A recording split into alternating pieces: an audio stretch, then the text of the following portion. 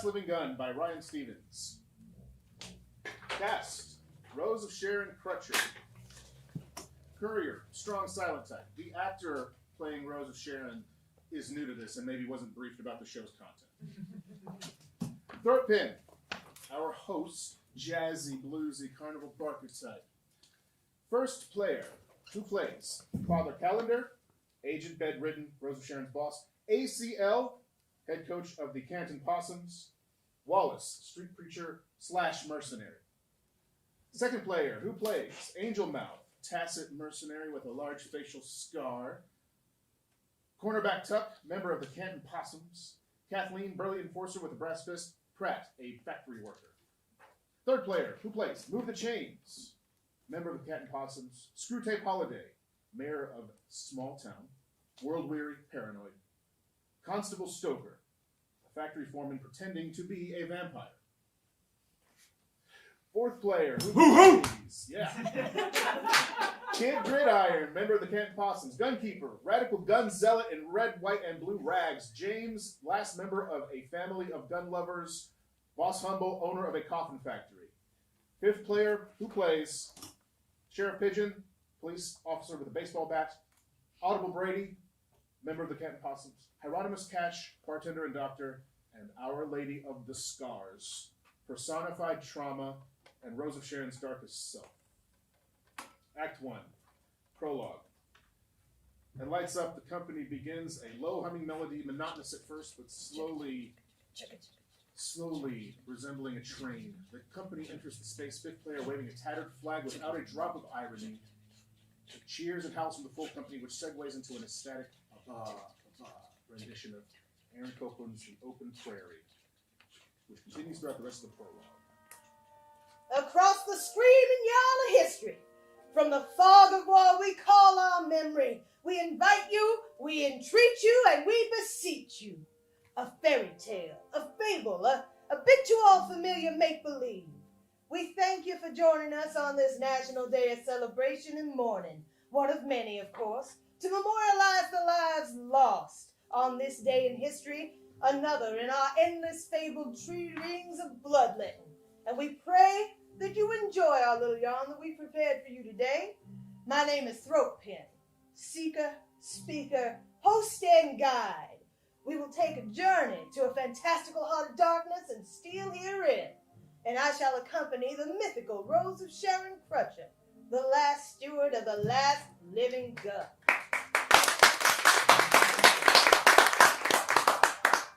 Tell him the girl's gone and this is my first night. Shh, hush now, none of that. Now, cast your minds into the great beyond, into a future familiar yet quite unknown. Recognize what's changed and what's remained as you step into our looking glass. And imagine, if you will, an America without guns. Take your time. Now, it's not like we ever had guns or never had guns. When we pulled that genie out of the bottle, there was no amount of make-believe could put it back in. But one day, seemingly out of nowhere, the endless hail of bullets just stopped, and our peoples were seized by a frenzy to stockpile ammunition, cannibalizing any and all metal that we could find as the inevitable marched closer and closer. And when the deadline arrived, nothing we had done could stop the bitter end. And thus, the great drought was ensured as bit by bit and bite by bite, every drop of metal fell away. So now, here we are in the afterglow. Life springs anew in a shade of our old society's corpse, in a valley made by its exit wound, a nation decentralized, splintered and broke apart, a nation weathered by new need, clogged by zombified ideology, and defined by the histories it does not and cannot comprehend. We know this story well. The thieves that built our nation's history are dead. Long live the thieves! America is dead. Long live America! And long live the last living gun. To arms, company! To arms! And begin. Scene 1. Rose of Sharon is shoved into the bedroom of Father Calendar. First player. by his attendant, Sheriff Pigeon, fifth player, wearing a Zorro-like domino mask and brandishing a wooden baseball bat. Father Calendar is advanced in age, sickly and bedridden, hunched over in bed like a vulture. Our story kicks off in the charming Principality of Needles, California, in the homestead of one Father Calendar, who is what we can gently call a business magnate, with one Sheriff Pigeon and our very own Rosa Sharon Crutcher. What a beautiful day, isn't it, Rose of Sharon? What do you need? Straight to business. No hello, no how are you, no thank you for all the good old days. Hello, Father Calendar. How are you, Father Calendar? Thank you for all the good old days, Father Calendar. Now what do you need? I swear, your generation sure is jumpy. The littlest thing and you're all fight or flight. Wouldn't you agree, Sheriff Pigeon? Of course, sir. Don't pay me no mind, I'm just funning you. You're good at your work, and you don't go around blabbing to other people. My star pupil, my mom professional pro. All these compliments, I'm not sure what to think of this. Do I need a reason to say nice things? Lord above only knows how much time I have left on this earth anyway.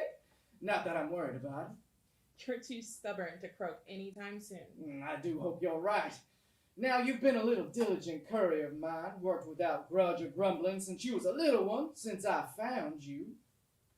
Yeah, right. I know how we know each other. And you're the last of my couriers to stick around. I call and you answer time and time again, but I wonder, what would you want? To move on with your career? What do you mean? You know, see the world. Work for someone else. Maybe make some plans for yourself. You're offering me freedom? Hey now, I only need you when I send for you. That is all. I think that's completely fair. Sure. You don't think yourself free with me? After all we've been through? I'm as free as anyone else. Where do you plan on going once you're gone, kiddo? Somewhere far. Find a piece of sky that I haven't seen yet. Bored with the splendor of your own country? Maybe then nobody's lost on me. Well, I think I might know just the thing to spark some awe in you. This job you're looking for to retrieve one little thing. Fits in your hand, easy to hide. What are you getting at? It's a gun. A real one. Oh, is that right? Yes, it is. The Oates family's fully loaded Colt 1873 single-action revolver. The Oates family revolver is just an old rumor. Not a rumor anymore. This is a weapon with history and a future. I'm not sure I'm the one for the job, given my history. I know, my child. I understand the gravity of what I'm asking you to do, but I wouldn't ask unless it was profoundly important thing. The classroom is years in the past. You've grown in ways unimaginable. You are not weak anymore. You are not frightened anymore. You have your wits. You have control. You are here now. That's not what I mean. It's still a gun. Any gun. Any gun. Exactly. If you could save someone from experiencing what you've been through, why wouldn't you? It's not a matter of principle, man. It's a life. More than one, most likely. Listen, unseemly as it is, the matter of the fact is, my days are numbered. I want to hold a gun once in my life. I want to feel the steel. I want to rest my finger on the trigger and know the power concentrated in so small a package, and then it can die with me. Do this for me and your service is ended. You will be your own. Now you're the target. Was once the property of General Herschel Jefferson Oates. We all know the legend, but it's all smoke. It's just a story. Well, someone with the name Oates, one James Oates, up and wandered into polite society a few months back, living in the town of Purdy, up until he went and died last week. And he's got one living relation to speak of. His husband, Screwtape Holiday, the mayor of Purdy. That's your entry point. So, what do you say? Find the gun, hide it away, keep everyone safe. And do a favor for an old man. Better be practicing your aim, Father Calendar. That's my girl. That's the bright little girl I found in that horror show of a classroom all those years ago. Come here. I won't fail you. I do my jobs. Should I fetch the other two, sir? You give them the details. I'm spent for the day. There goes the most dangerous talent I ever met, Sheriff. And I just wonder if she knows it. Scene 2. Dirt road. And so Rosa Sharon goes looking for an old associate and the witness to all her most harrowing adventures, Throat Pit with the platinum tongue. Throatpin, Go! I need you to be my passport. Ah! Another Rosa Sharon caper. With little old me, what's this one pay? Well, for you, it pays my house. You don't say. Now, this is particularly interesting to Throatpin because while Throatpin is charming, hilarious, and delightful, and professional, Throatpin is a little between houses at the moment, and Rosa Sharon Crutch's living arrangements are pretty lovely. She lives in a decommissioned nuclear silo, completely underground, all but invisible from above. Put up for sale once those big white whales called newts got jumped in our world and then scrambled for endangered iron. Anyway, Throatpin hears this offer and perks right up. What's the mark? Well, you see, it's the Oates family revolver. Oh, bless, you almost got me. You must think I'm a fool to fall for that tale. Oh, goodness, don't yank my chain. Do I sound like I'm fooling? The Oates family revolver. That old hen's tail? They say it can kill 6 men in as many seconds. I know. They say it can fit in your pocket. I know. They say it barely weighs anything. I know, but that's the assignment. So, what do you say, Throatpin? Want to go chase some tall tales and see what we catch? Shoot. Well, heck, a real-life gun and I could be part of recovering it? That might make me some kind of hero. Some kind of legend in my own right. Wouldn't it? I can't miss out on that. Dadgummit, Rosa Sharon. Onward to find this gun. Scene 3. Back in Needles. Sheriff Pigeon leads in Wallace, first player, and Angelmouth, second player. Wallace is styled after a street preacher, and Angelmouth is dressed in loose and baggy clothing with a sheathed sword on her hip and a nasty scar up her right cheek. Sheriff Pigeon holds 2 wads of cash. Okay, so here's your up front. Now, you'll get the rest when you come back. Any questions? We understand. We're trailing a quintessential national treasure, and my partner and I, we follow an auspicious star that will lead to glory. Yeah, your partner there, well, he doesn't say much.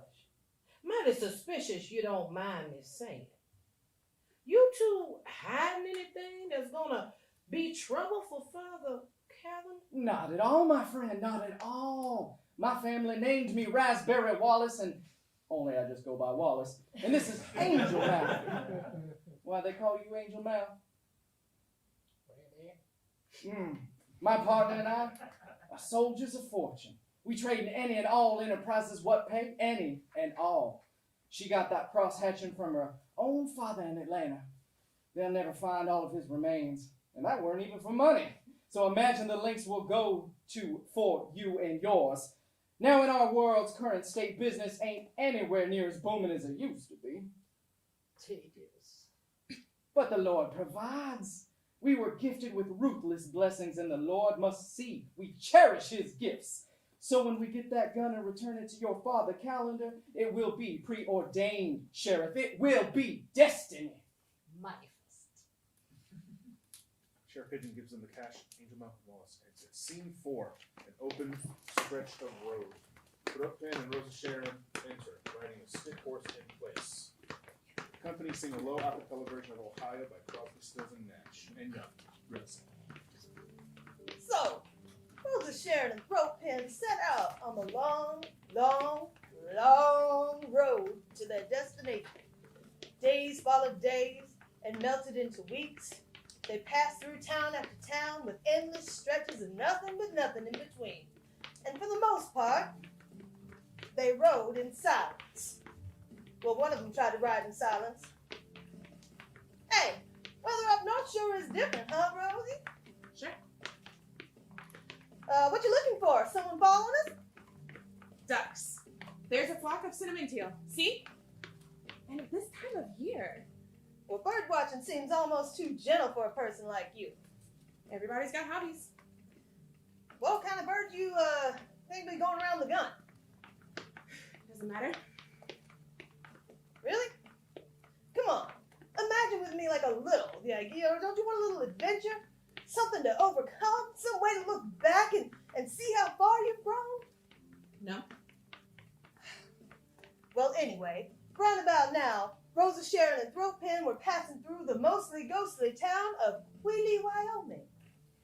Queely is interesting because it's got a swamp that's pretty much all oil. The company unfurls a black tarp and ripples it. The tar fields come to life. The song continues as we see one or two hands peek up from the tar. Rose of Sharon kneels and examines it.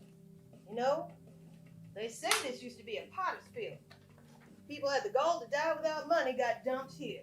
And now these unquiet dead bubble and roar, still yearning for vengeance. Cut the hokum out. Man, forgive me. Old spooky story, kids usually get a kick out of it. Distant chant begins from possums. Let's go possums. Let's go possums. What the H-E double hockey sticks is that? It must be the locals. Relax, I'll handle it. We should run. If we run, we'll look suspicious. Let's look suspicious from a distance. Hold on. The chanting continues. First and fifth players, citizens from Queely, the Kenton Possums, ACL, first player, Cornerback Tuck, second player, Move the Chains, third player, Kid Gridiron, fourth player, and Audible Brady, fifth player. They are all dressed in what loosely looks like football gear with crude cloth masks.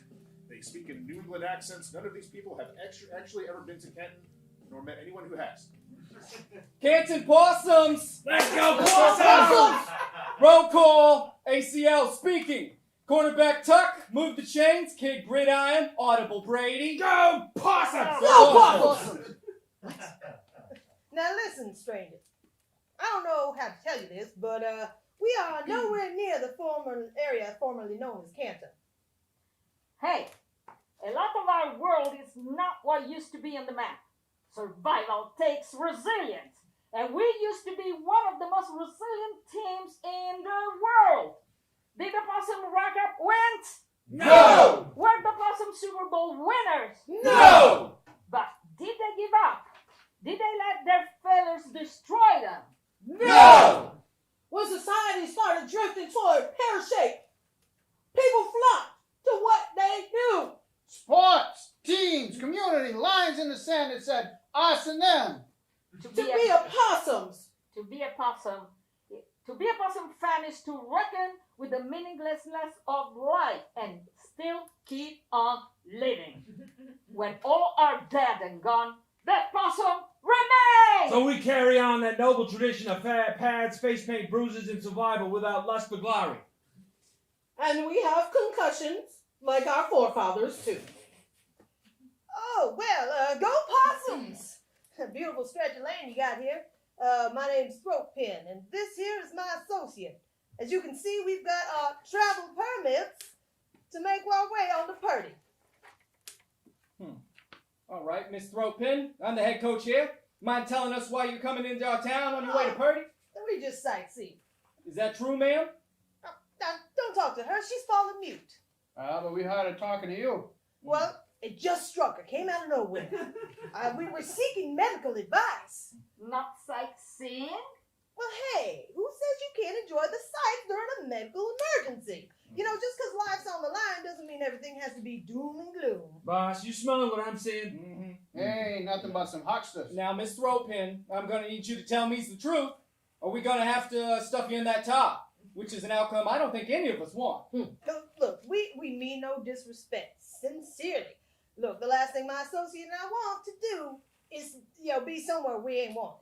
We promise our business is just transitive here. Yeah, but now that you start off by lying, how am I supposed to trust you? You're here to rough us up, huh? Well, you might win. Yeah?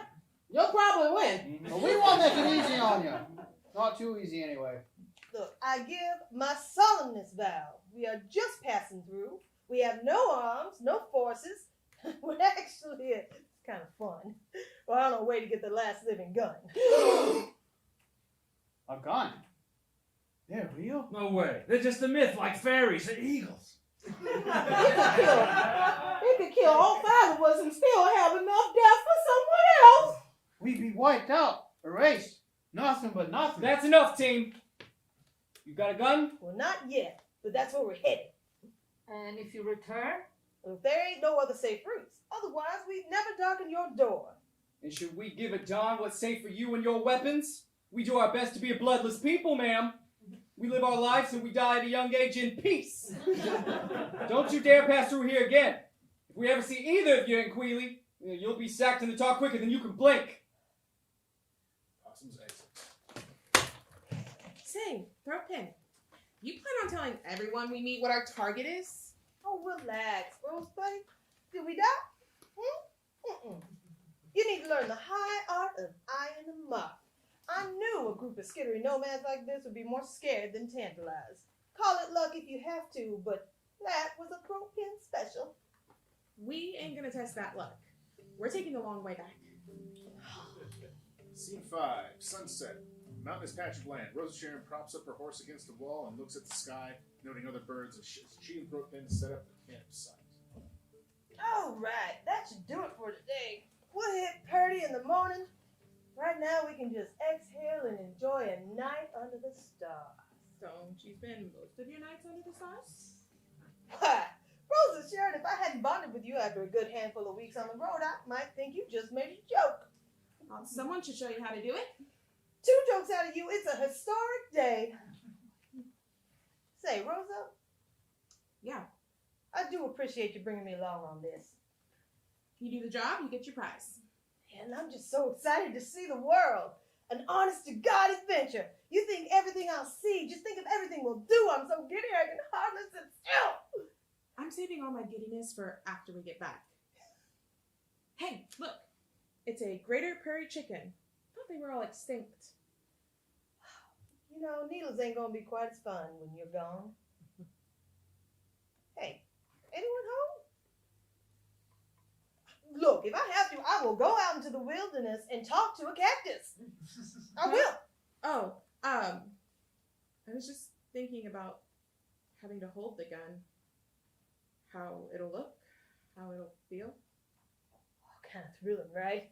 You're gonna have to have some long thought dead. What's it gonna feel like? Ain't that special? I mean, want to play? Chat a little? Decompress? Got an activity. I'll play. Well, Father Calendar's right to pay you this well, especially after all you've done for him. Father Calendar appears elsewhere on stage in a separate light. One's existence must have value. Every day is a privilege, and you must earn the right to have it. Yeah, well, he's a funny guy. Rarely gives anything up easy. You cannot let the needy hands pull you apart. Yes, the world is heartless, but we must keep what is ours. But maybe I finally earned it. The world will only catch you if you let it. We must never stop, never slow, never cease. And through striving for victory, we at last reach a sense of purpose. Who knows who I'll be after this? Finally, a chance to walk away. You definitely made a life for yourself. Sure, I've done such wonderful things, stolen from such interesting people. What we do is who we are. That is how lives are made. You serve your purpose, not the other way around. Father Calendar fades away. And now, it's all about to change. I mean, well, that's life, right? You roll with the changes, and that gun is gonna open up your whole world. I'll owe it my life. You won't owe it. Hey, you did everything yourself. And with some help from yours truly. That gun is gonna owe you for getting it. It should thank you. We can talk about something else. You'll be the gun's hero, Rosa Sharon. Rosa Sharon Crutcher, patron saint of guns, a parade in Shut your up! honor with... I didn't bring you here just for papers, Throatpin. I brought you here to keep me distracted on what might be my final journey. You talk, I tune out. That's the boundary. Do not cross it. And so, Rosa Sharon just stomped away. She slept on a rug. Maybe she felt bad for stumbling off on old Throatpin. And maybe she planned on apologizing in the morning. But here's the problem. When morning came round, Throatpin wasn't there. Throatpin was nowhere to be found. Clearly kidnapped. And clearly a scene of foul play. The company swoop Throatpin away. Scene 6. Outskirts of Quealy, Move the Chains, Kid Gridiron, and Audible Brady are passing a worn football back and forth. Wallace and Angel Mouth enter. Hail and well met, friends. What's your business here? We ain't supposed to let foreigners pass through all willy-nilly. My gentle man, we are but humble missionaries on a journey from the Almighty, preaching the good word. And what good word might that be? Finding lost souls, keeping the spiritual peace. In these hours of tumult, we are but humble shepherds, hoping to tend to an endless flock and bring every lamb closer to a lion in the name of hope. I can give you fine folks a full sermon if you like. That sounds nice and all, but Yeah, your friend need a bushwhacker like that to preach peace? Oh, y'all noticed that. Angel Mouth's accessory is just a sign of the times. Solid bone it is, and sharp than a razor. Can't be too careful, you know.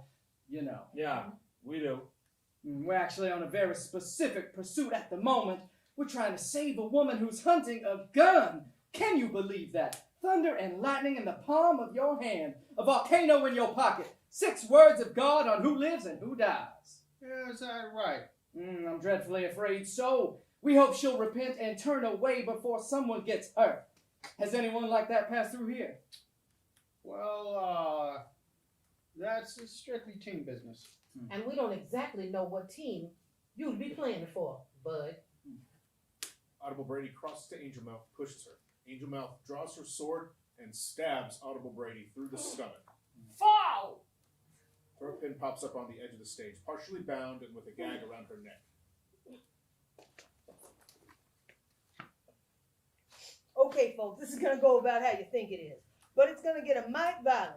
So we understand pace here, and we know you want it. But if we go whole hog with the violence too early, you won't be as fulfilled later. So we're going to skip ahead a little. You can fill in the blanks yourselves. A weird, brief blackout. When lights come back up, Audible Brady's body is tangled in the black tarp of the tar pits. Move the Chains has been killed, and Kid Gridiron is holding the stump of his severed hand. She passed through here not but a few hours ago. They went that way. Lord bless you and keep you for your honesty, kid. Gruesome, huh? Imagine if we'd had a gun. Much more humane, don't you think? Could have been quick, detached, and clean, like folk do in the movies. Amen. Wallace and Angel Mouth exit. All right, fellas. Another L in our record, but that's okay. Time to retreat from this town and try again somewhere else. Lose, regroup, lose better. That's the possum's motto. Kid Gridiron exits. Scene 7, the next morning. Rosa Sharon sees her ransacked campsite. Throatpin?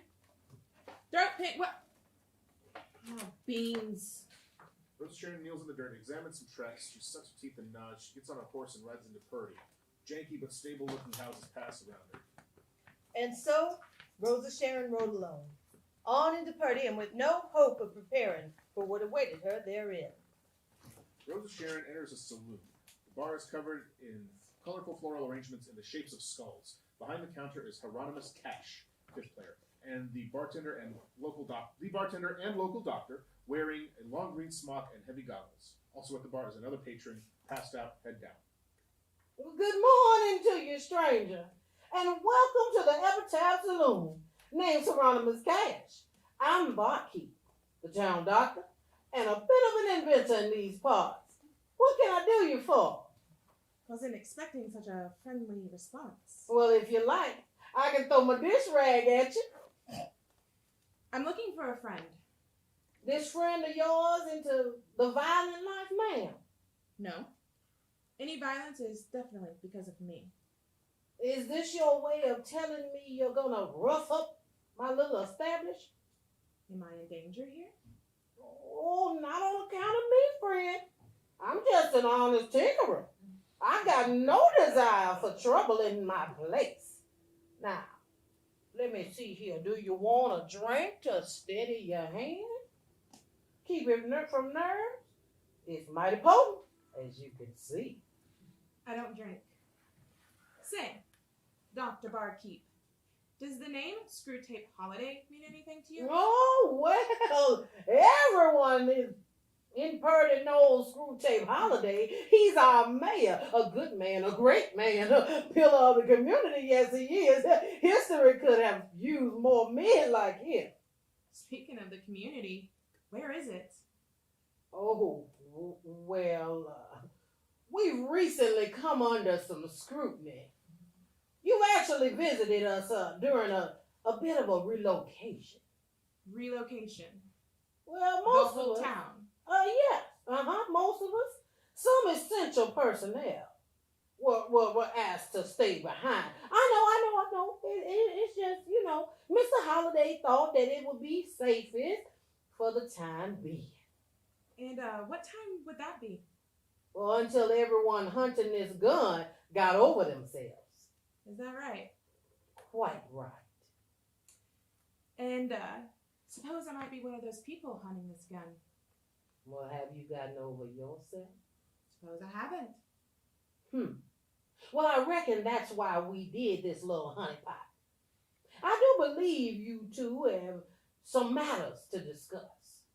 Hieronymus knocks twice on the bar, and the passed out person, Kathleen, springs up from her slouch. She has been hiding that she has a big brass prosthetic fist.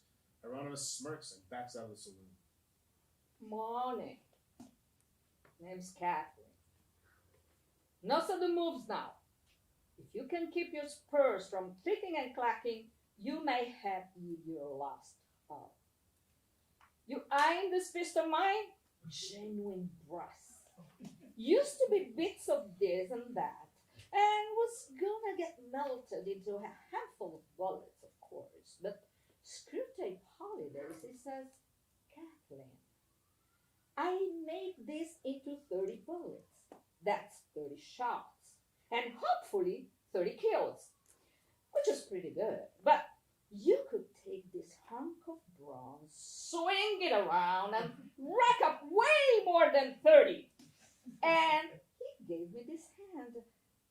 Now, Mr. Holiday wants to meet you face to face for having the audacity to disturb our humble bird. Wanna come peacefully? Your mouthy friend would thank you. But I'd love for you to start a ruckus. And shake that hand of yours? I'll pass. Smart thinking. Disappointing, but smart. Kathleen pulls Rosa Sharon away, punches through a wall to make her exit. Scene 8, Screwtape Holiday's office. Throatpin and Screwtape Holiday, third player, enter. Throatpin has a rag tied around her mouth. Screwtape has one hand in his coat pocket, pointing at something at Throatpin's back. He looks absolutely wrung out, with huge dark bags under his eyes, and has a bow slung over his shoulder and a quiver of arrows. Kathleen and Rose of Sharon enter, Kathleen pushing Rose of Sharon forward. As soon as she sees Rose of Sharon, Throatpin tries to talk. That's close enough, Kathleen. Screwtape Holiday? Who's asking? You friends with this one? Partners. She was sniffing around the epitaph. Let her tell it. You know why we're here. How do you put it in your own words? I've been paid to retrieve a package.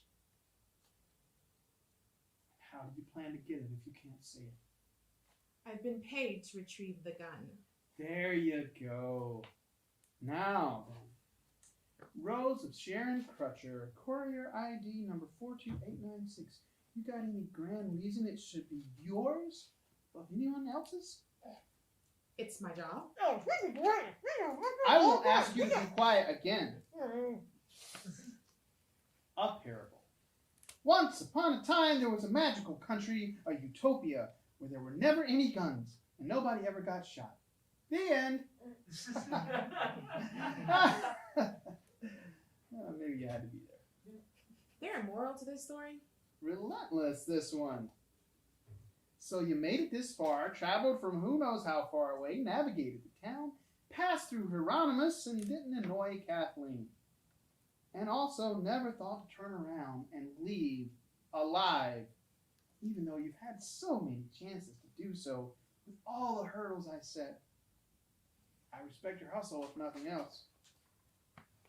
How many hunters have you had? We lost track a while ago, but most don't make it this far. Why didn't you kill my partner? That bother you?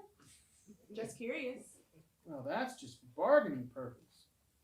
She let us know that she wasn't alone. She wouldn't stop telling us someone was coming for her. A real rough rider, she said. A walking weapon. Ta-da! So it's just the two of you? No reinforcements gonna kick my door down? Just the two of us. And the two of you couldn't still run away? I'm afraid not. Well, if you're staying, why don't you tell me why I shouldn't paint my office with your partner here? She doesn't want the gun. She's just here to help me. I believe that's what they call guilty by association. You, the mayor, and the judge? You always like this in the face of death? I've been here before. Not with me, you haven't. Not with this. Sure.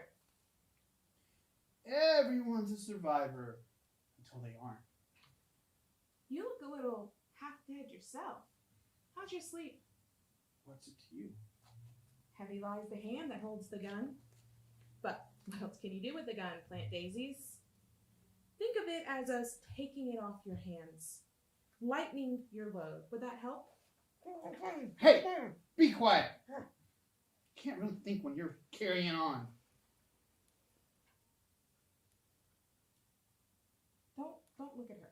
Look at me. Have you even shot it? Excuse me? Have you shot it? Has that helped? Does using it make you feel better? Okay, are you crazy or stupid? Maybe both. Rosa Sharon leaps between throat pin and screw tape, pushing throat pin back and Hey, Kathleen! Rosa Sharon and screw tape stare at each other. Finally, screw tape flinches. Rosa Sharon takes his arm and pulls his hand out of his pocket, holding a stick that's vaguely gun-shaped. Son of a bee sting. I thought as much. You unhand him right now. Come grab him and pull. We can do a wishbone and see who gets the bigger piece. So what's the scam here? You spread these rumors and jack people up? No scam, no scam. The gun is real, okay? This gang of madmen took it. They call themselves the Noble Rifle Allies. They stole it from me and went down to the Raw Shark mine south of here. You understand it's not going to find its way back to you. You're welcome to try. We'll even give you a map of the mines if you're so certain you can win against the world. We wish you the best of luck. Screwtape gives Rosa Sharon a map. Before you go, mind telling me how you knew the gun wasn't here?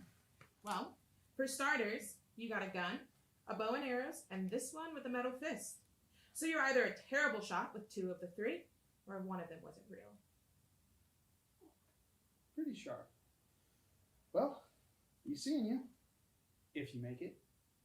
Kathleen? Screwtape makes a secret gesture to Kathleen, who nods, a faint smile on her face as Screwtape and Kathleen exit.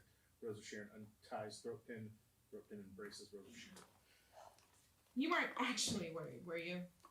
Look, I wanted to leave, but you know fear doesn't listen to reason. Guess not. So, the Noble Rifle Allies from one group of nutcases to another. Well, a ship is safe in the harbor, Rosie, but that ain't what ships are for. Stuff your metaphors. I am not thrilled about dying in a mine. That's easy enough. How do you mean? If you find yourself starting to die, don't. Scene 9. Raw Shark Mines. Rosa Sharon and Throat Pin enter. Throat Pin squinting to read a map. And down we went into the Raw Shark Mines. A bitter husk of itself, once shining beacon of hope for community, was as rotten and lifeless as the surface of the moon. And by now, Throatpin was starting to think she and Rosa Sharon might have walked as far as the moon. How many loonies you think we got up in here? Oh, who can say? Well, I don't know about Screwtape Cat. He's not really shuffling a full deck, is he? I guess we'll find out when we find it. Do you think we're anywhere near anything? I mean, we're definitely in the mine, so that's something. And soon you're gonna be nothing. Sitting on a ledge above them, in shreds of red, white, and blue clothing with a flag bandana over his mouth, is the gunkeeper, 4th player. Stop right there. Hey there, friendo. We're just poking around, looking for a gun. You happen to have one? Do I have a gun? You're just wondering. Would you believe yes? Don't get funny with me, and don't move. Hey, what's up? Listen to him. Don't move. Glad someone's got their head on right. So, do I have a gun? It's real. That's really It's it? actually real. Yeah. Holy. It's smaller than I thought. What do you mean? It's huge. Shut up. What do you two say? Shut up. Hands where I can see them in the air. Now. We are listening to you. We are complying. Good. Keep like that. You could have turned around so many times by now, but now you're here with me and this thing that's mine. Just yours? Are there any noble rival allies around? Why should I tell you anything? We understand. You have all the power here. So let's just talk. Why would I want to talk to you two? You're nobodies to me. Well, my name is Throatpin, and this here is Rosa Sharon Crutcher. Now, you know our name, so we ain't nobody. Does that make a difference? You're not going to charm me into dropping it. I say, you're going to die if you stay down here. Let me talk to him. What do you have to say to me? I happen to have a history with guns too. You ever been on the other side of one of those things? No. Well, see, I have. When I was young, too. First grade. It's an invaluable experience. If that's true, then you should know how this ends. Screwtape emerges from behind Rosa Sharon and Throatpin, bow drawn, still out of the light. I know. Leaves a mess behind. What have you seen? I could still shoot you at any second. But you haven't. Are you complaining? A little confused. You got anything to add, Screwtape? Who? Hell, God's earth. You're a little too loud with your steps, and I'm a lot suspicious with everyone. Well, in case you can't see so well, we still have you squeezed. Just hold on for a second. Screwtape. What's the holdup, James? James? Screwtape shrugs at Gunkeeper, who takes his disguise off, revealing his human face, James Oates. He comes down from his ledge and joins Screwtape. Why, you get the I signal. don't know. She got me distracted thinking about the fallout. Okay, so? Don't get testy. I'm the one getting dangled on the end of a pole here. You wanted to keep the actual gun with I you? have to know where it is. Otherwise, what's the point in this whole... Hey, hold on a second. Let's not gloss over the fact that James Oates is supposed to be dead, and you two have some explaining to do. Start with why you were in no rush to pull the trigger. Don't need to use it. Never have. We've been saving these bullets for the worst case scenario, whatever that looks like. I usually just keep talking until Screwtape sneaks up behind you and plants some arrows. Still an option. Knowing our secret won't help your case. We've only had to do this part of the act a handful of times. Any folks die down here, it's from the psychos from out of town, not the mayor. Okay, so James Oates, good to meet you, all things considered. Mighty fine show you put on here. Really put the fear into it. It was supposed to be a shell game. Keep people off their balance, keep them from figuring out the con. But figuring it out still doesn't really matter when the numbers are like this. We hoped hunters would stop coming after a while, but a while came and went, came again, went again, and... You were still showing up. We most certainly are. Wallace and Angel Mouth burst in. Hand over the gun, you heretics. Howdy, Sharon. Friends of yours? We ain't formally made your acquaintance, but we sure have heard of you. And we do work for who you work for.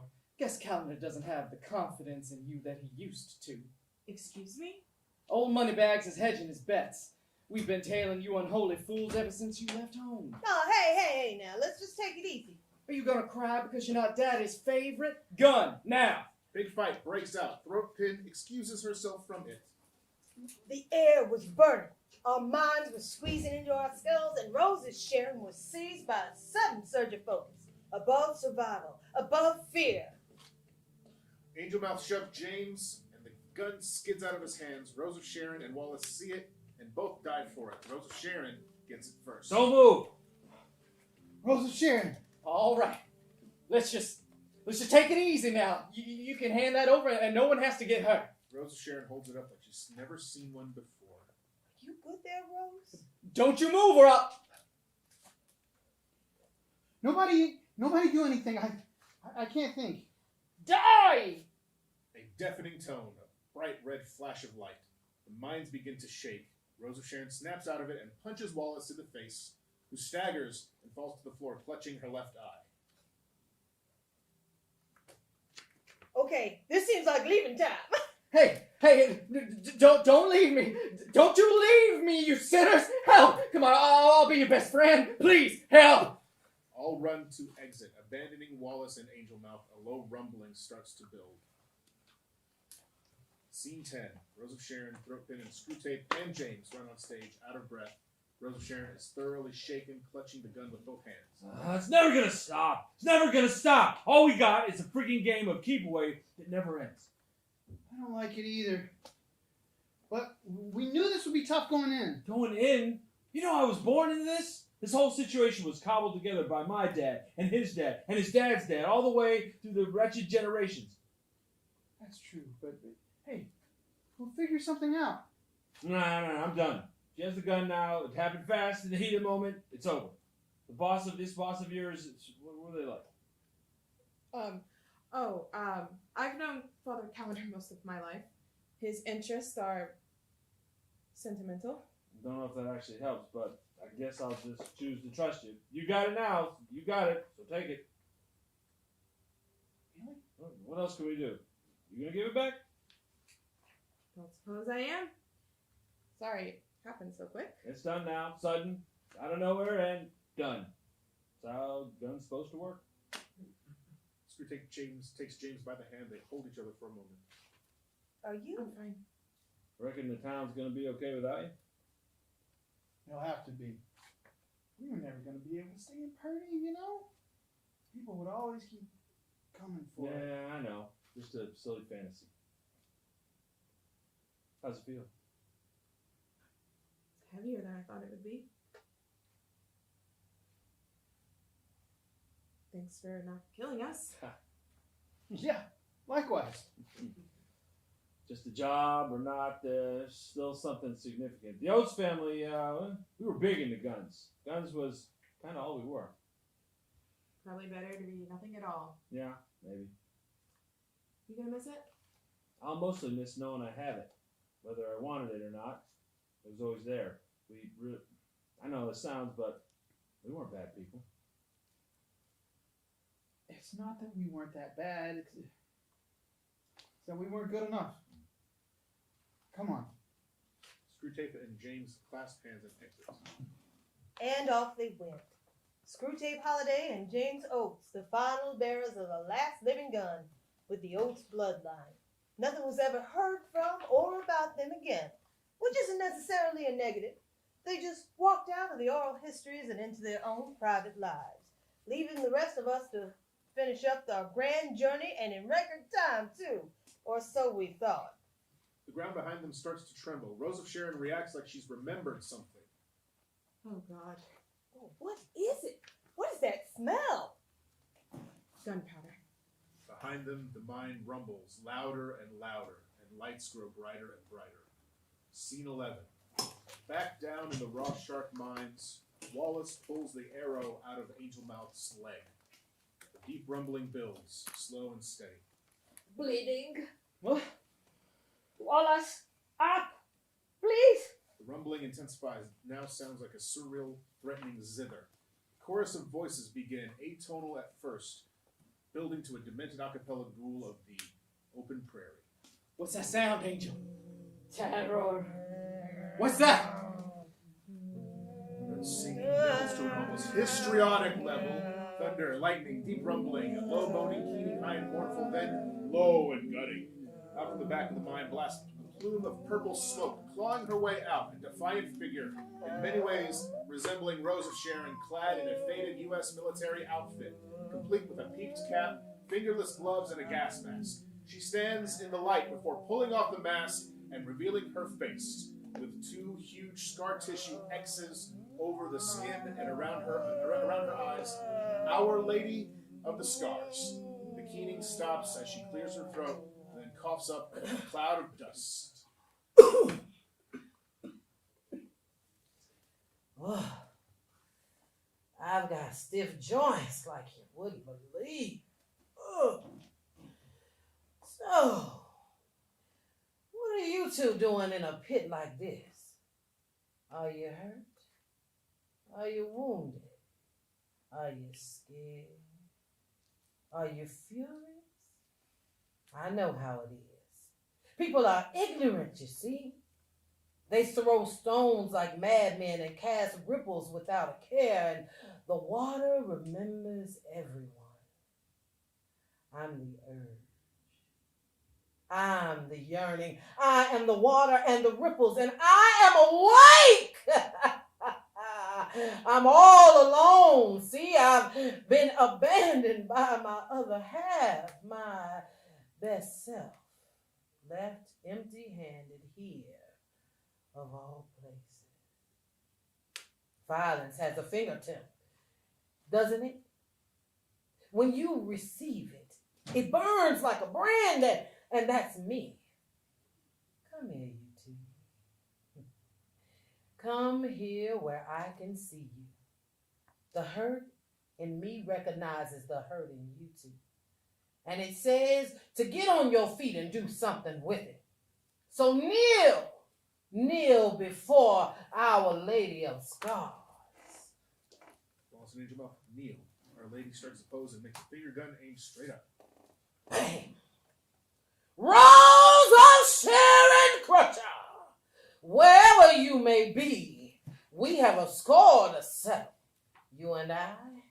This hot blood in my veins is yours, and I'm going to need it flowing in the streets. Bang!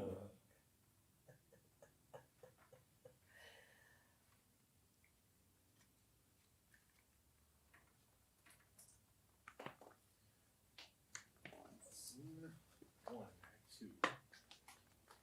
Big jazzy finish, another finger gunshot. Everyone scatters for their lives. Scene 1, Act 2. Rose of Sharon and Throat Pin. Riding on Rose of Sharon's stick horse through a snow-covered stretch of land. Tree stumps litter the background as they cross the street. Throat Pin studies a map. Get the lad out. Up through what's safely left of Wisconsin.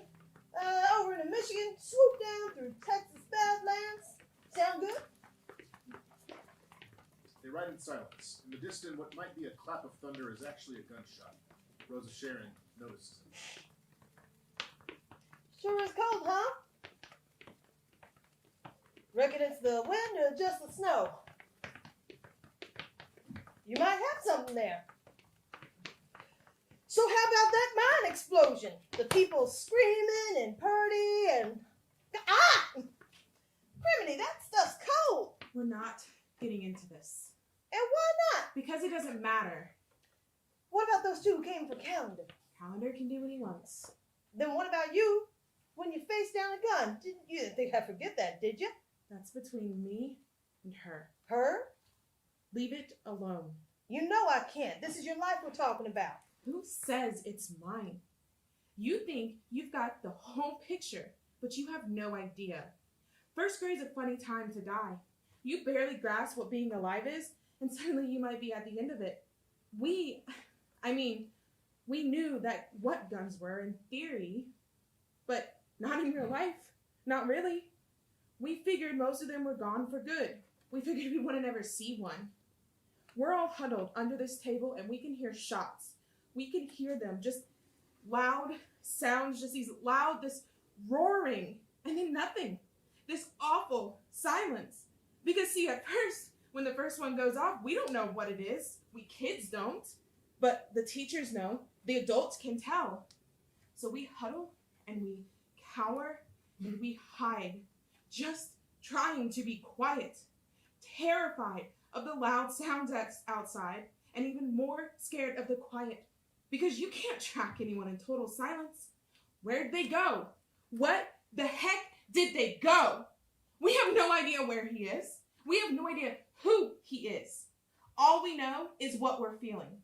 So we sit and look at tile, feel cold wood, glass in the window, blood in my ears, and then someone screams and someone's been found. In silhouette, Father Calendar and Our Lady appear on either side of the stage watching Rose of Sharon. And then the door's getting kicked down and more shouting, adults shouting, Father Calendar booming out, enormous. Just this shadow, this mountain, this shape, and two more shots and more silence while they confirm the shooter is down. And then just days of silence. My ears were ringing for must have been weeks. Sometimes it still feels like they are. Like I can't hear anything, like it's all drowned out by something back then. Father Calendar and Our Lady disappear. Mercy, Rosa Sharon. But they got him, right? Yeah, but so what? Oh, why'd he do it? Are you serious? Because he wanted to, and he could. But while I was waiting in that room, waiting to be saved or to be killed, it wasn't up to me to say. I kept hoping for someone to save me, hoping for an adult to stand above us children and fire back at them. An adult and a saint, something divine, something bigger than me, more than me, to save us. And I thought and cried and strained so much that she showed up, fully formed in my head. Her name is Our Lady of the Scars. Back in Purdy, when we heard the boom, it swarmed in my head. It was back. It was like I'd never left. I recognize her. It wasn't a boom. It was her laughing.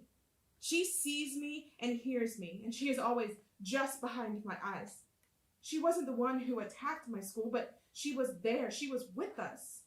I recognize her, and she recognizes me. She's been quiet for years, just there. But she's not hiding now.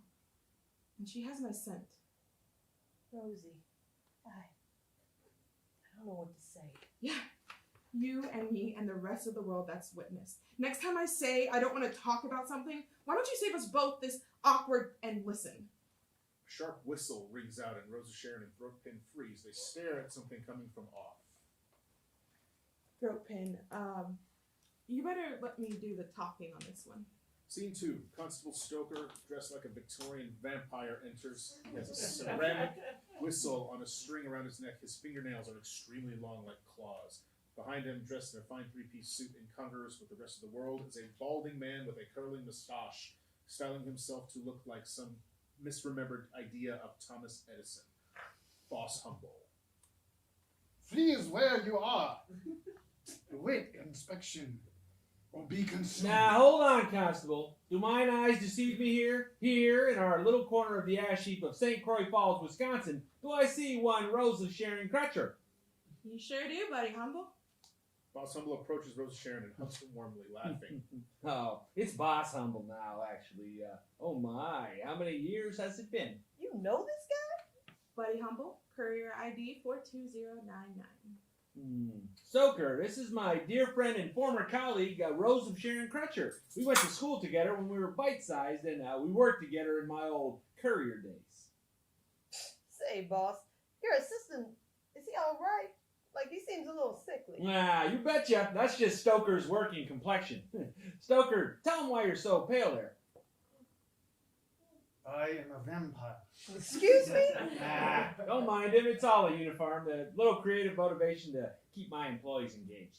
What line of work you in that needs a quote-unquote vampire in the workplace? Well, I'm the chief executive officer of Humble Resting Places, the region's top supplier in coffins. Yes, this territory's been kind to me, and I must extend my grasp to suck up all the kindness I can get. And one's existence must have value, like Father Calendar always said. Speaking of, don't tell me you're still in Calendar's junk drawer. That is, I'm sad to say, exactly who I'm working for. And we have to... Calendar sent you to sniff out that rumor of a gun in Purdy, hasn't he there? There's a gun in Purdy? Ah, don't try and lie to me. I hear rumors over here, too. I can't stand the thought of that troublesome fossil getting a hold of any gun, even though it's probably nothing but a filthy fiction. In a perfect world, this gun is just a bunch of hearsay. But we aren't anywhere near perfection, are we now? It drives me mad to think someone else might have a gun out there. That someone might have advantage, I know. It disgusts me. Constable Stoker grabs Throatpin by the throat and bares his fangs. Oh, come on. Are you out of your mind, buddy? It's Boss. Now, you and I have history. I can't let something so valuable go running around on its own. You might get hurt out there. So either you work for me to get the gun, or you work for me in the coffin business. Constable, take him away. Constable Stoker hauls them off. Scene 3. Humble Resting Places, Coffin Factory. Rose of Sharon and Throatpin tied together at the ankle by a long stretch of rope. Humble sure knows how to negotiate, huh? I don't understand. He was never any kind of motivated like this. Kind of snobby, but harmless. I don't know where he got this edge from. Probably the money. We're just lucky he didn't check for the gun.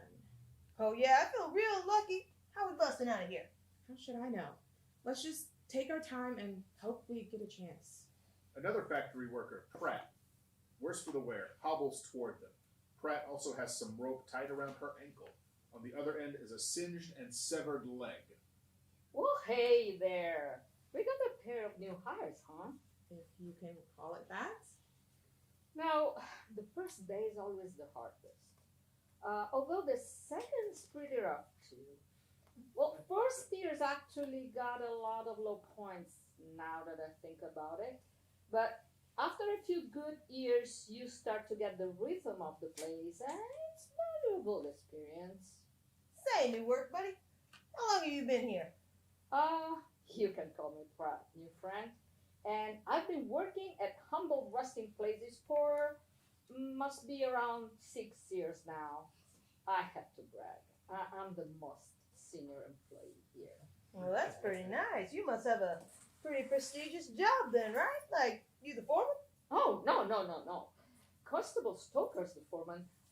Stoker says I'm too valuable to the line to promote. Giving me a raise would damage the company. So I still work the line. I consider myself pretty lucky. Ooh, yeah, I reckon so. Oh, yeah. That's all left. My old partner, Carl, poor guy, fell into the furnace. Or maybe he jumped. But the good news is I still work here. I know it sounds dreary and I weep for Carl, but a lot of people don't even have a job or a co-worker who jumped into a fire. I really am pretty lucky. Yes, begin. Enjoy the facilities, all for your betterment, of course. The only place not allowed for employees is my office. No entry allowed. Okay? If you have any grievances, take them up with Constable Stoker. Say, Crutcher, how do you like the place? Feel like a home yet? What's your game, buddy? Oh, just a little control over my life, that's all. Just get comfortable and you'll see the sunny side. Now get to work. All right.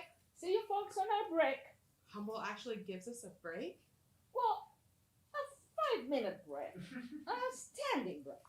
And you can't stop working entirely, but you're allowed to, slow down a little and look around and stuff. Welcome to the team. Everyone gets to work, moving in synchronized rhythm. As they work, Our Lady appears elsewhere on a stage. Hello again. Our Lady here. Not actually here, or, I'm still on the road somewhere, but this is just a little interjection. This next section of Rose of Sharon and Throat Pin's lives is a lot of the same thing over and over. Work, sweat, hurt, repeat. You know how it is. It's important and brutally honest and honestly not a lot of fun to watch. So we've prepared a little diversion, condensing the action of indentured servitude into something easier for me to sit through. Some people say a man is made out of mud. A poor man's made out of muscle and blood. Muscle and blood and skin and bones and a mind that's weak and a back that's strong. You load 16 tons and what do you get? Another day older and deeper in debt. St. Peter, don't you call me, 'cause I can't go. I owe my soul to the company store. I was born on one morning when the sun didn't shine. I picked up my shovel and I walked to Des Moines. I loaded 16 pounds of number 9 coal and the straw bus set. Oh, well, bless my soul. You load 16 tons and what do you get? Another day older and deeper in debt. St. Peter, don't you call me, 'cause I can't go. I owe my soul to the company store. Stretch! How's your day going, Foreman / Constable Stoker? Very well, thank you for asking. But I'm sorry, yours is not. It's not? Your rate is slipping below what is acceptable. You are fired. On my first offense? You must be ever vigilant in the name of productivity. Now, if I may. Of course. Pratt presents her neck willingly to Constable Stoker.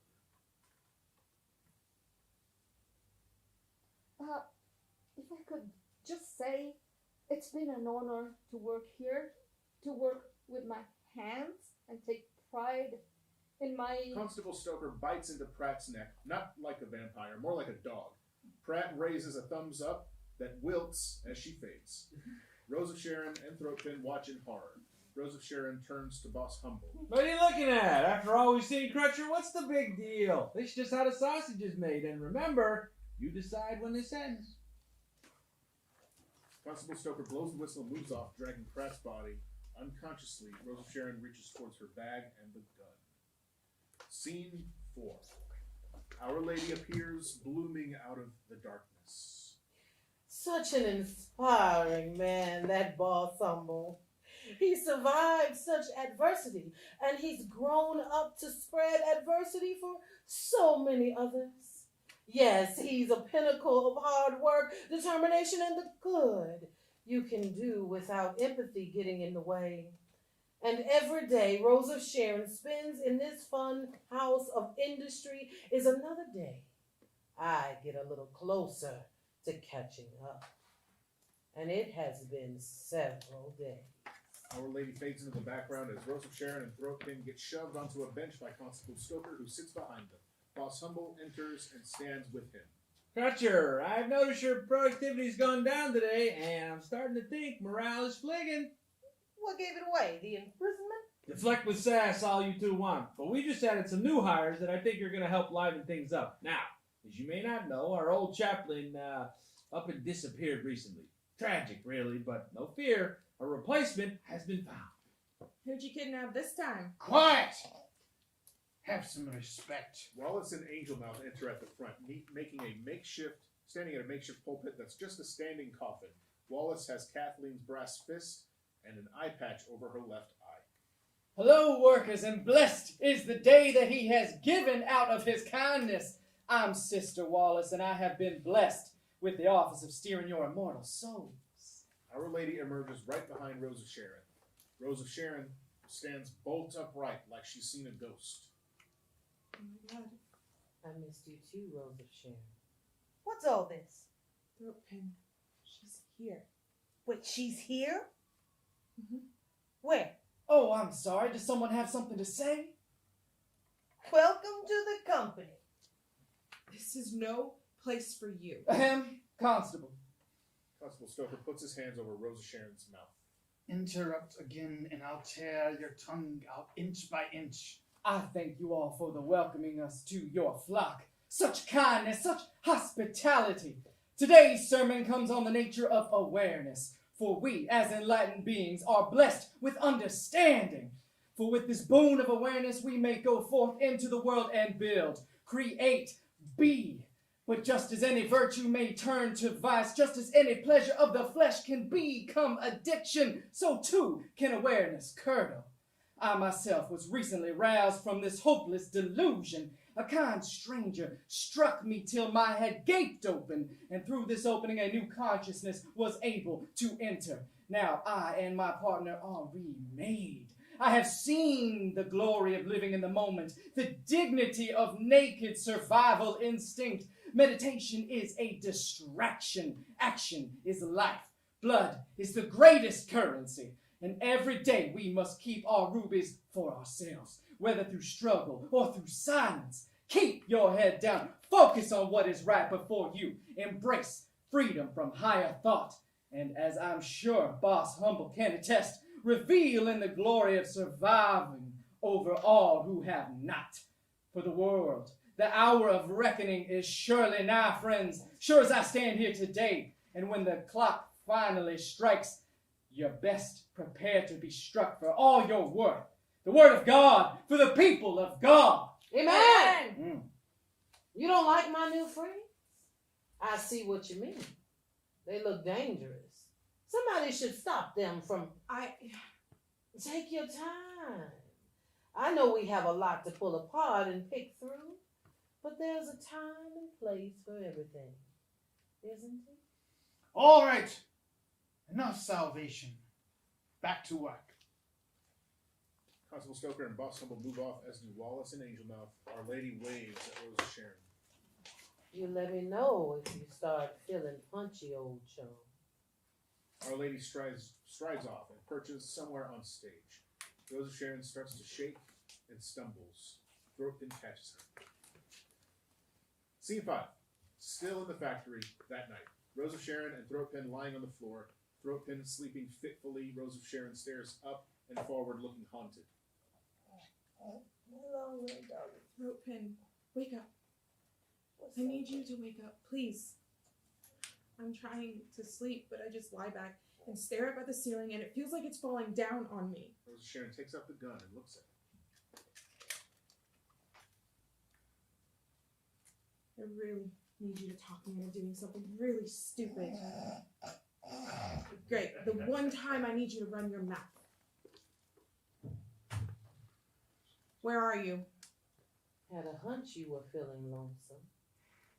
Our Lady approaches Rose of Sharon, who swings at her. Our Lady takes punches like they're nothing and grabs her by the wrists.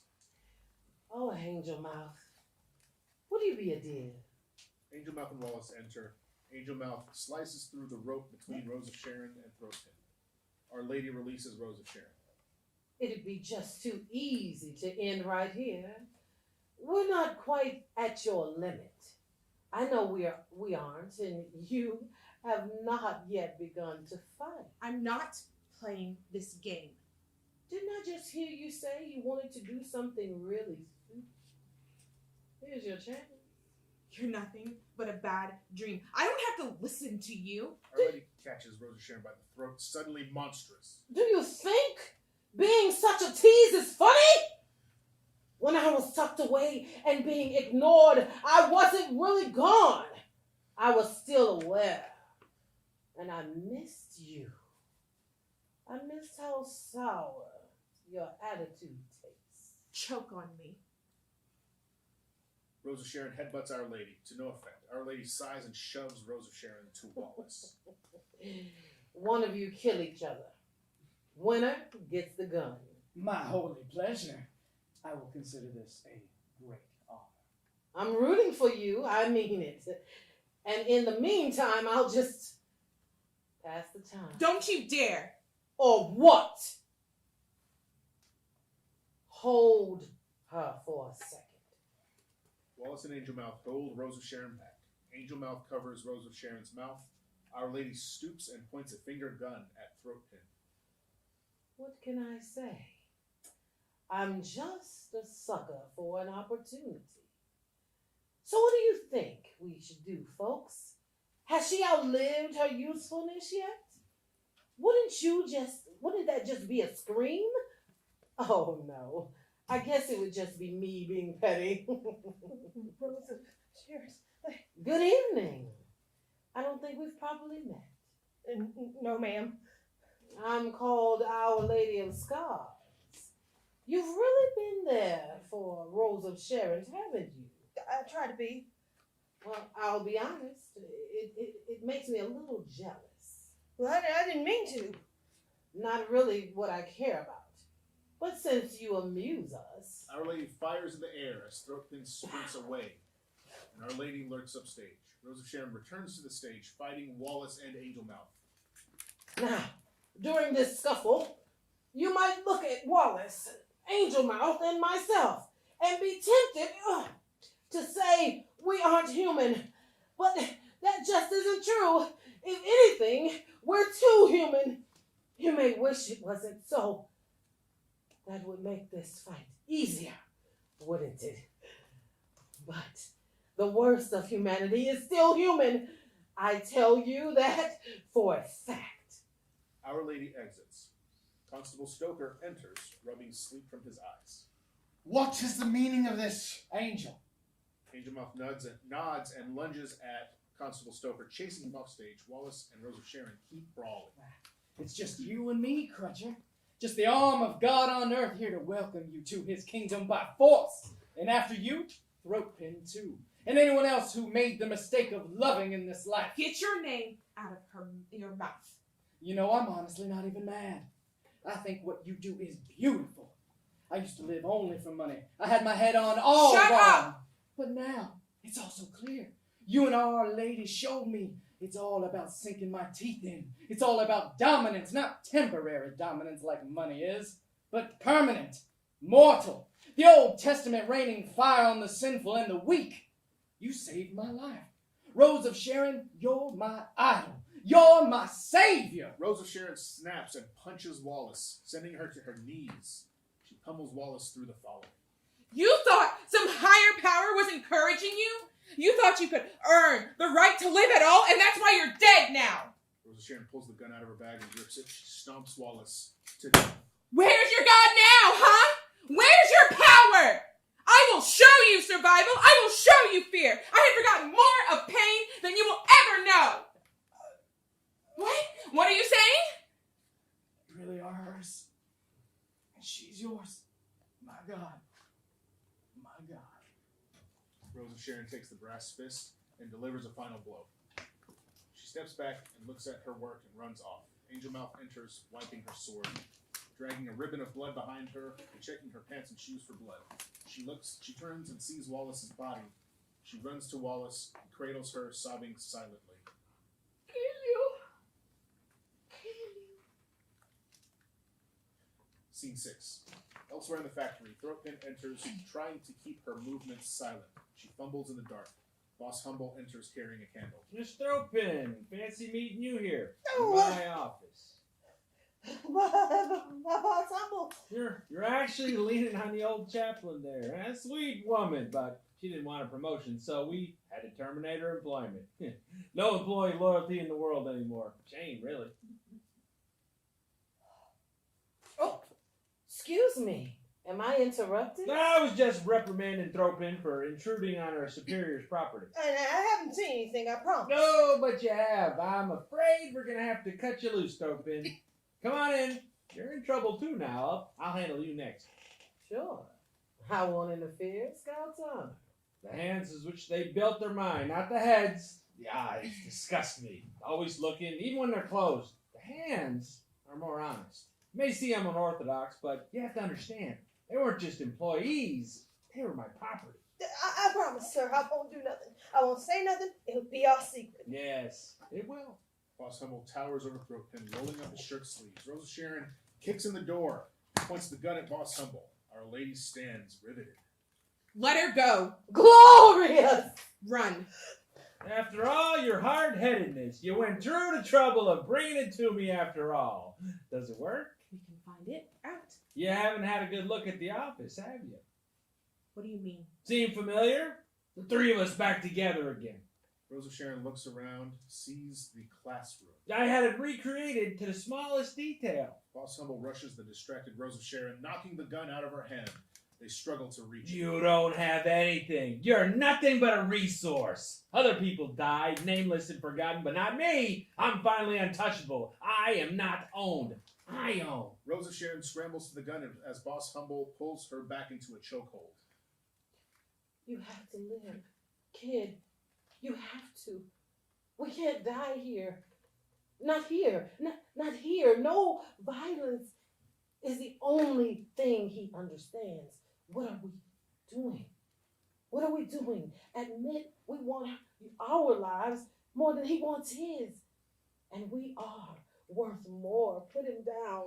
Put him away. Don't you know where we are? You're in between my teeth now. This is the land of the dead. Just close your eyes and think about birds. Just birds flying away, that's all. I escaped from under these desks, but you've been skulking under them your whole life, and you'll never make it out now. Rose of Sharon aims behind her and shoots Boss Humble in the head. The gunshot blinds us all. A surge of white light slowly recedes. Rose of Sharon stares forward, face blank and splattered with blood. What did I do? You survived. Yes. It was you or him. I saw it. That's not me being clever. That's just the truth. I'm only alive because of the gun. Because of the gun and what you did with it. Yes. Our Lady comes up to Rose of Sharon, gives her a sincere hug. Rose of Sharon accepts it. They stay in it for a moment. Our Lady speaks tenderly. Take a second. Breathe it in. Breathe it out. You did it. I'm still alive Yes. because of the gun. Yes.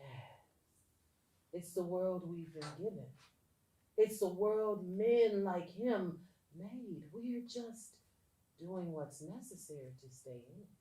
Just what I had to do. You don't have to be proud. You just have to stay alive.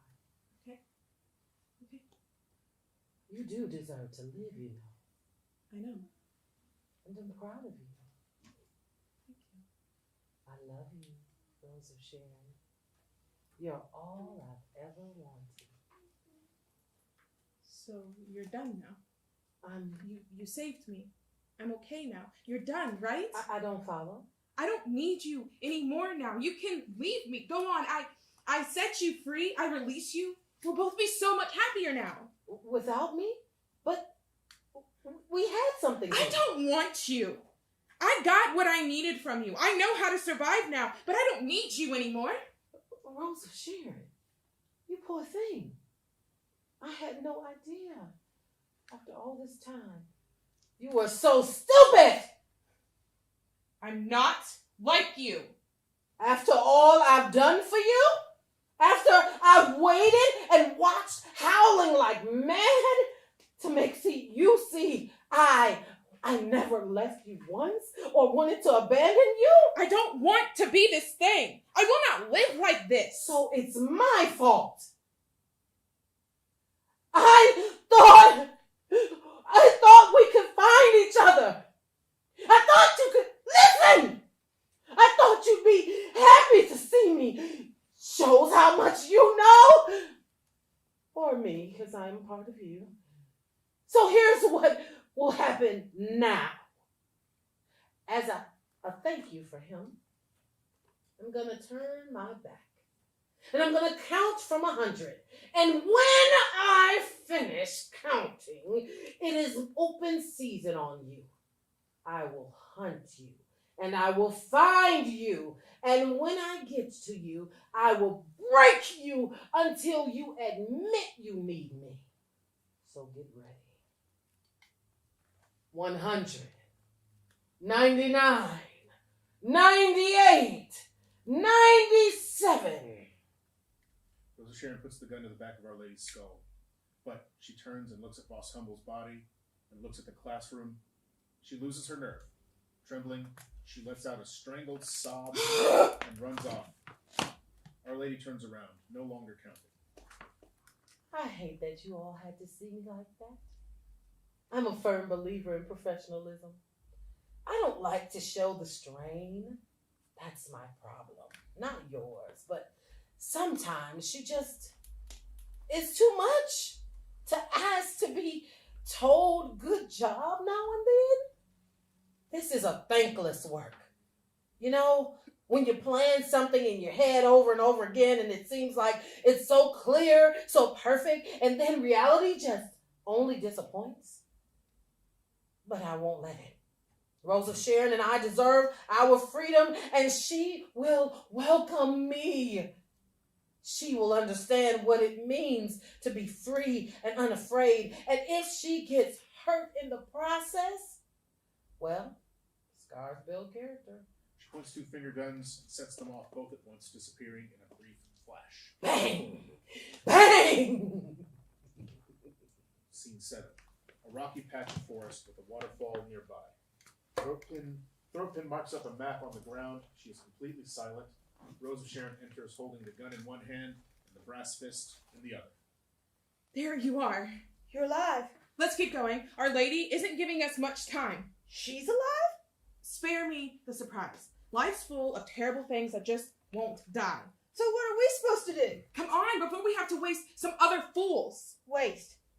Like as in killing? There's that sterling throat pin wit. Yes, as in killing. So I see you got a fist and a gun now. Their fault for getting in our way. Our way. I know you're talking about more than just yourself, but I doubt you mean to include me. So who do you mean? Not everything needs a witty little comment, you know. What did I do to you? Skip it. I really want to know. You don't want to know anything. You just want to rubberneck around every bright and shiny tragedy we pass out here. Look, I almost died too. Why isn't that enough for us to be on the same team? All you want to do is tell me how dangerous this is and how brave I am. But bravery has got a low shelf life in this world. It is life and death, and it never ends. So there's no joy, there's no victory in any of it. Don't act like this. We're friends, aren't we? All of my friends are dead. Say what you know. Say that again? You sound like how she sounded. We're nothing alike. Would Boss Humble say the same? You want to ask him yourself? I know where to find him. I'm sure you do. So you'd prefer that I'd been the one who died. You'd be totally defenseless now. You know you need me if you want to live. Well, about that, I don't think I'm going back with you. I think this is where I get off. You're chickening out on me? Look, I'm just saying we've reached my stop is all. I don't need your house. I just want to make it out alive. How do you plan to do that without me saving you? Look at me. Look at me, throat pin. Unbelievable. You're scared of me. Of your only friend? And why? Because I saved you? Because I lived? I found Wallace. I heard what you did to Hummel. You ain't had to do him like that. You could have just gotten out. I know how you work. You're a runner. You run quick. Quick? Who's Sharon? I know how hard dying quick is. I've seen it. I am not the bad guy here. I'm tired of this. Look, I'm not going anywhere. We can just talk. You don't want to talk. You're terrified of me. You think I'm violent. You think I'm a monster. I'm not thinking anything. Don't you lie to me too. I'm not lying. I can't think enough to lie. You got me where you want me. Now you make the rules. Don't talk like that. Talk like a person. What is wrong with you? You are pointing a gun at me.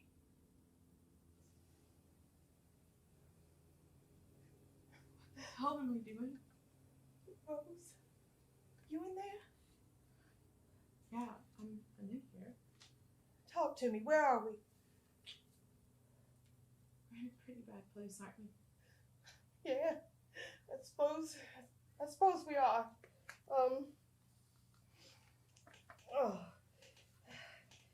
You know, I know you want to leave me. yeah, do you have any idea where we're going next? Right, Some big heroic journey. it might still be. You ain't done yet. God, I wish I was. I know, girl, but you're so close. I just...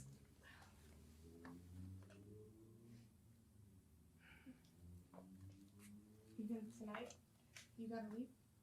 I'm afraid so. I'm still pretty shaky at everything coming. You'll be fine. You'll be great, even. I don't know. Look, you ain't alone out here. We got you. And you know it's got to be done. They need it. Okay. Now that's a Rose of Sharon crutcher if I ever saw one. Don't much feel like one. That's why you got friends like me. I am what I am. I sure am. Rose of Sharon picks the gun back up. She gives Throatpin the brass fist. She takes it, pulls out a scrap of paper. Something to keep you safe. Or just to scare people away, or just to remember it. I don't know. And there's a note in there on how to work the door to your new house. Get back to Needles safe and it's yours. You mean it? Of course. Use it wisely now. All right. You take care, Rosie, really. You got this. You're so close. Be safe, Throatpin. Try not to get hurt, and try not to hurt either. Throatpin nods to Rose of Sharon, bows to the audience, and exits. From off, the sound of Our Lady's finger gun shots drawing closer. Well, guess whose turn it is to take care of you all. I reckon there's nothing left for me but a long walk and a long look at myself. So you and I, we have a lot on our plates. It's about time for the final act, and we Rosa Sharon tries to keep speaking, but chokes on her words. She wipes off some of Boss Humble's blood. We're going. You all paid good money. You expect the next part, so we just give me a second. Can I have a break?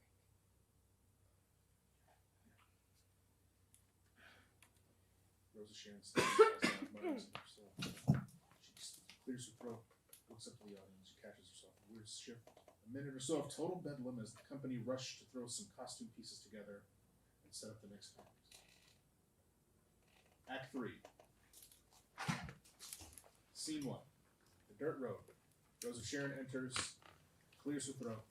She stands in her light for a moment as Our Lady stands behind her. Rosa Sharon closes her eyes, swallows hard, and gives a little nod to someone off stage. The company harmonizes the refrain of Ohio.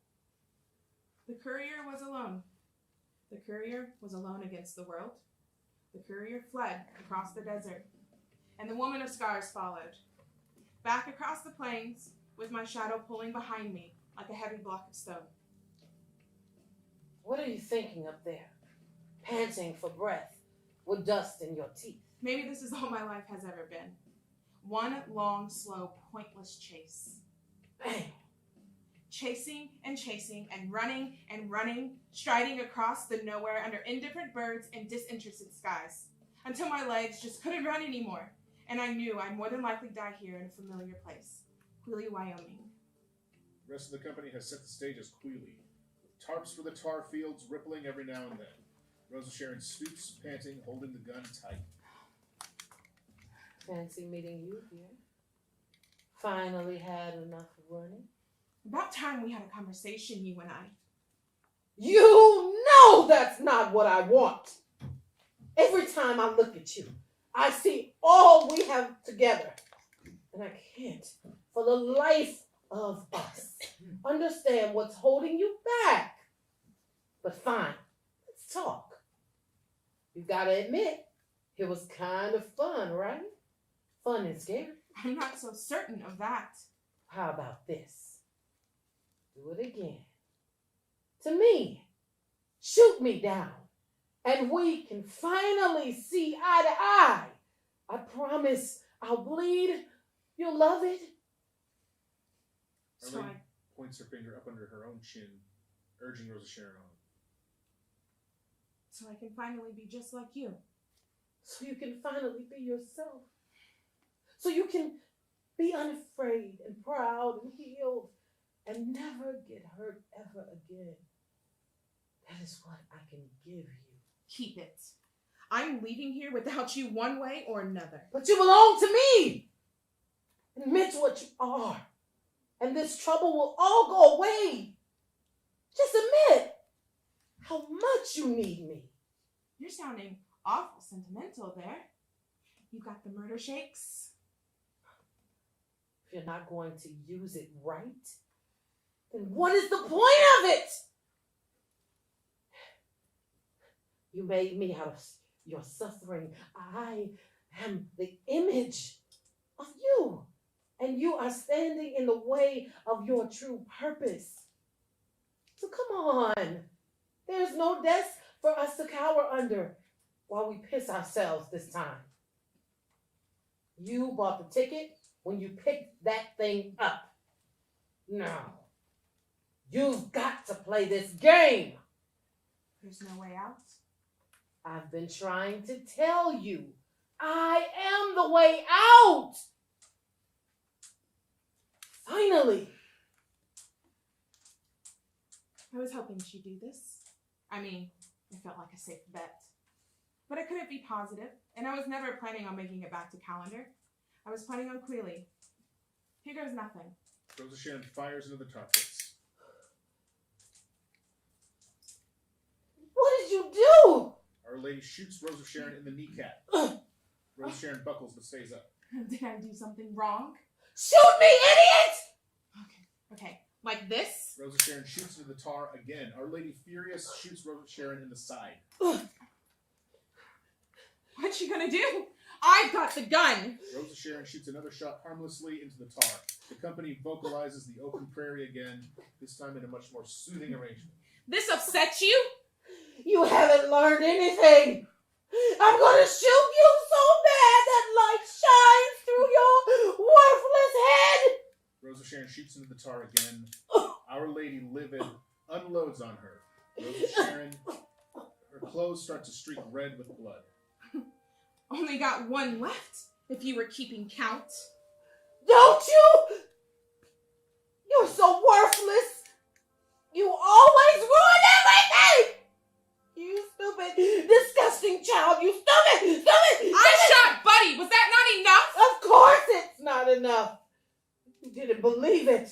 You didn't let me in. I'm starting to think you'll never be satisfied. Rose of Sharon Crutcher! You lived the life of a mindless stooge and died a brainless wannabe martyr, and no one will mourn your passing or be better for meeting you. I hope this tantrum was worth it. What is so funny? It hurts, but we both know you're aiming careful. You can't make yourself kill me. Was it worth it? It sure was. Never gotten to play football before. What? Rose of Sharon tackles Our Lady into the tar pit and holds her close and tight. They struggle, and Our Lady tries to point a finger gun at Rose of Sharon, but Rose of Sharon puts her in a full Nelson. They begin sinking in the tar. No! You'll suffer too! You only killed yourself! Yeah, well, at least I can shut you up. Hands emerge from the tar. The company are ghosts of the tar fields, riddled with bullet holes, moaning and wailing, pulling Rose of Sharon and Our Lady further down. You know this won't solve anything after all we've suffered, after all we've survived. We deserve so much more. We could be so happy. We could own the fear for ourselves. We could win. No, we couldn't. We just hurt a lot more folks. I'm sorry I didn't help you sooner. Release me then. Let me loose. Let me go. I can't do that. You're mine. You're all mine. Thank you. But you've done all you can. Now let's get some rest. Our Lady and Rose of Sharon sink beneath the tar. Hands surge up, pull the gun out of Rose of Sharon's hands. As the gun sinks down, a spotlight on it surges brighter before cutting out as it disappears. Down, down, down is where all of us, Our Lady, the gun, and myself could never hurt anyone again. I've saved us. I've kept the last living gun out of anyone's hands, and it would die with me. Now, I know this looks grim, but truly, I felt good. I was ready for the next life. So I closed my eyes, exhaled my last breath, and leaned back. It was time for the death I'd earned. Rose of Sharon lets herself sink down under the tar. Scene 2. But then, someone is reaching in after Rose of Sharon, pulling her up alone. It's Angel Mouth. She pulls a bloody and tar-stained Rose of Sharon out of the tar and onto the land. Not yet. Angel Mouth assumes a fighting stance and gestures for Rose of Sharon to do the same. Rose of Sharon gets to her feet. Hey, Wallace. do what you gotta do. I'm all fought out. Look at me. I'm a seep. I'm spent. Angel Mouth shoves her again. She punches Rose of Sharon in the mouth, and Rose of Sharon just takes it. No. Fight! Angel Mouth beats on Rose of Sharon for a little while, but Rose of Sharon does not fight back. Eventually, Angel Mouth stops, paces away from her, and screams into her hands. Not fair! Not enough! Nothing. No help. Hey, I get it. The violence doesn't fill the hole. It only makes it deeper. And I'm sorry that a chunk of that hole is my fault. Sorry. Okay. You're wrong about what I did to Wallace. I see that. I won't say you're wrong to feel that way. But that gun's empty now, and it's sunk beneath the tar. So get your revenge however you like, but I'm afraid I'm all out of fights to give. Do it. I've done awful things, inhumane things, and there's nothing else to say. So what are you waiting for? Tired. Can't hate you if you're dead. Is that right? Fair enough. Fair enough. So now what? We're tired. I don't like the sound of that. All too much sometimes. Don't I know it? Say, what would you do if you weren't doing this? Fisherman?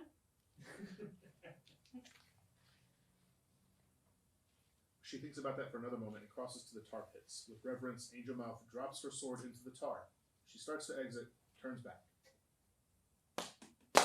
Go. Live. Don't go die for nothing. I'd feel dumb. Will do. Got a long walk ahead of me. Got to work on this living thing. Angel Mouth nods and exits. Rosa Sharon watches her go and stays still. Scene 3. Back in Needles, California, Father Calendar's office. So, back I went, with my head held high and my hands mercifully empty. Back to Needles, back to Calendar. Father Calendar is rolled in. He's still in bed, but now his eyes are closed. Rosa Sharon looks around at the state of the place. Mercy, things are looking a little... Hey, wake up there. Oh. Looks like you've been gone about 2 days. Hope it was at least a little peaceful. I don't see Pigeon around. Guess his loyalty ran out when his paycheck did. That's gonna sting. But at least you don't have to hear me tell you no, so there's that. Did you really mean to let me go? Or was this just something nice to motivate me? Did you ever see me only as a kid, or did I stop looking like much of anything? Guess intentions don't matter now, just actions. Oh well, I worry I might look kind of evil about now. That's pretty well earned, I reckon. I mean, I spent the better part of this journey being the kind of stooge who says they're just following orders and them folks is never the hero. I just thought about that. And of course, just following orders doesn't protect me from the evil of what I've done. Neither does being scared. Neither does having survived terror in my past. I chose to do these things. Circumstances or not, I am my actions. Our Lady's down in the deep now. I don't know if you knew about her or if I ever tried to mention it. She's not all the way gone, not exactly. She won't be as long as I'm around. But she's just my problem now. The pain and the healing don't exactly cancel each other out. The one follows the other. She's still with me somewhere, and now it's just a matter of living with that. We inherit a lot of ghosts living in this country. We can't abandon the worst things that we have done. We've got to bear the weight of repairing them, even if it lasts till after we're gone. It ain't about being good people or not, is it? We're past that. It's just about not getting any worse. That's the value I gotta find. She stands, looks around, maybe takes part of her costume off. She makes a finger gun, points it in the air, and fires. Bang. Confetti pops behind her. The cast come out for a single united bow. Then as the house lights come up and the audience gets ready to leave, epilogue, the company begin taking off their extra costume pieces, wiping down their makeup, etc., until they're in just plain shirts and pants. Thus ends the story of the last living gun. We thank you kindly for joining us tonight, family, and we pray you enjoyed the show. With dust and blood still in our eyes, we open them to greet new days. With aches and scars across our bones, we clear our throats and walk through haze. With nothing but hope and faith, we build into the future bright. With famished souls and yearning hearts, we pray that we survive the night. Let us cry out, Thank God! The guns are gone! Thank God! That we need fear, no sudden explosion, death, no blap, blap, blap of unheralded reckoning. Thank God! That we live in a world free of this plight, because people might kill people, but buddy, guns sure help. And so still we walk on. The company hums again, a highly stylized version of the open prairie. It's an elaborate world we've been imagining here. An ornate fiction, a beautiful dream, and hey, you can't fault us for trying. When we were putting this together, we talked a little about expectations and how we had some stuff we were going to owe you when we told this story. Like, for example, how if you see a gun in the start of something, you expect it to go off before it's over. And I if I were to mention a story that takes place on a desert island and I mention a treasure map, you expect someone to go digging for it before I finish my story. Because by giving you the map, I kind of give you a promise it would happen. But I think it's kind of weird that a gun is the most popular way we illustrate that. Like, a gun's the juiciest symbol or makes the clearest promise. I don't know. Maybe that says more on us than it does about storytelling. Just something I thought about. Company joined together, embracing arm in arm, obscuring rows of Sharon. What a tragedy it is. How fast destruction comes when creation moves so slow. The actor playing Rose of Sharon. Wait, listen to me. Do not come back to the show. This is the ending right now. Right now, we don't have to go back. Please don't make us start over. The things that I've seen in this, the things I've had to do, you just seeing this doesn't solve anything. The problem isn't gone. Don't tell your friends. Don't come back. Don't make me do this anymore. Don't make us shoot anymore. Don't make us get shot. Hey, take it easy, Rosie. Don't call me that. Please, I'm begging you, don't make us go through this again. Hey. You It's stay okay. away from me. But come on, like there's nothing else happening. We're not doing anything anymore. The show is over. It won't be. It's never over. It is over, and it's not real. Are you insane? Of course it's real. We're doing it, aren't we? You're scaring the people. Good. They should be scared. We'll just keep bleeding forever.